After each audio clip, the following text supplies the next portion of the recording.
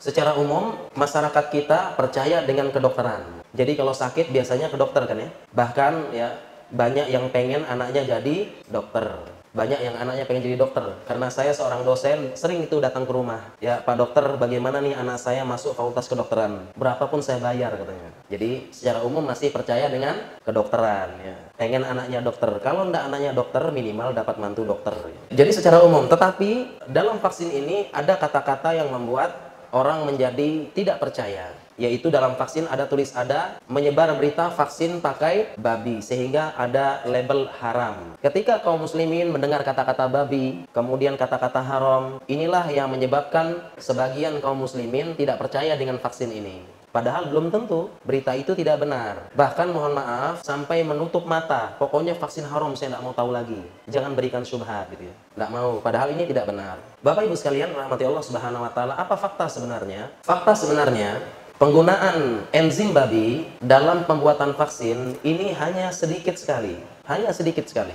Pemerintah kita mempunyai program vaksin, 7 vaksin. Ada 7 vaksin program pemerintah kita. Vaksin yang diprogramkan untuk anak-anak, 7 vaksin. Dimulai dari lahir langsung hepatitis B. Kemudian selanjutnya DPT, vaksin BCG, vaksin campak, polio, dan sebagainya. 7 vaksin tersebut. Dari 7 vaksin yang diwajibkan ya, oleh pemerintah menjadi program, dari 7 vaksin ini yang menggunakan enzim babi sebagai katalisator hanya 1, yaitu vaksin polio. Dan vaksin polio pun ada 2. Yang pertama oral polio vaksin, yang kedua IPV, injection polio vaksin. Yang menggunakan enzim babi hanya oral saja, menggunakan enzim babi sebagai katalisator. Begitu juga program-program pemerintah lainnya, contohnya vaksin meningitis tidak pakai babi. Bahkan vaksin meningitis kalau umroh sama haji sudah ada sertifikasi halal MUI-nya. Demikian juga dengan vaksin yang kemarin menjadi program pemerintah, vaksin MR untuk measles dan rubella,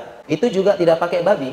Demikian juga vaksin difteri sekarang tidak pakai babi juga. Sehingga kita sudah hitung tadi ada 10 vaksin misalnya, tidak ada yang memakai babi sedikit pun, kecuali cuma 1 tadi, yaitu polio. Itu pun enzim katalisator, nanti kita jelaskan ya. Enzim katalisator, dia mempercepat reaksi, tidak bergabung dalam reaksi, dan tidak ada dalam hasil akhir reaksi. Sehingga enzim vaksin polio yang pakai enzim babi tadi, katalisator, pada produk hasil akhirnya sudah tidak ada enzim babi lagi. Jadi vaksin oral polio yang dimasukkan, yang diteteskan itu di mulut, itu sudah tidak ada enzim babi lagi di dalamnya. Sudah tidak ada. Bahkan kalau masih ada, ya salah satu fungsi enzim di situ adalah untuk memotong-motong. Ada teorinya ya. Kalau enzim babinya masih ada pada produk akhir tersebut, maka produknya gagal. Kalau masih ada, karena dia dipakai cuma sebentar, kemudian dicuci, dibersihkan, dan sudah tidak ada lagi. Kalau masih ada enzim babi tersebut, produknya gagal, karena dia akan terus memotong-motong, dan akan merusak nanti. Jadi kalau masih ada enzim babinya, itu produk gagal, tidak boleh keluar. Harus benar-benar bersih, karena fungsinya tadi memotong-motong. Kalau masih ada, dia terus memotong-motong. Jadi demikian faktanya. Ini yang perlu kita luruskan. Jadi kita absen semuanya, vaksin program pemerintah mulai dari hepatitis, BCG, campak, polio injeksi, DPT, meningitis, semua program pemerintah tidak pakai babi sama sekali. Dan semua vaksinnya pemerintah yang dipakai di Indonesia ini adalah buatan Bio Farma, buatan produksi dalam negeri, bukan buatan Yahudi, bukan buatan Amerika, buatan Bio Farma. Dan Bio Farma ini produsen vaksin terbesar se-Asia Tenggara. Vaksin Bio Farma diekspor ke mayoritas negara Asia Tenggara dan beberapa negara Timur Tengah, termasuk Saudi, Qatar, Uni Emirat Arab, dan sebagainya.